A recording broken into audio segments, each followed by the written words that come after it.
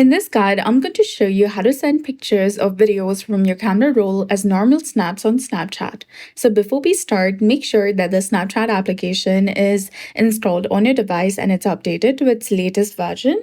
Then after you launch your Snapchat application, log into your specific account. Log into your Snapchat account, and from the bottom right corner of the screen, you'll see the stickers icon. Go ahead and select it.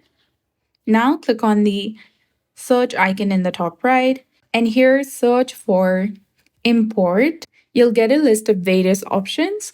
Go ahead and select any one that you prefer and select the specific photo that you want to send as a snap. Click on this camera icon to take a picture. Adjust it according to your preference. You can also add other different effects if you like, and you can also add stickers or music and text as well. Then after, click on send to from the bottom right, and here select your friends to whom you want to send this snap, and then select the send icon from the bottom right corner of your screen, and you'll be done. So that's it. I hope you found this video helpful. If you did, please like, share, and subscribe. Thanks for watching. We'll see you again in the next one.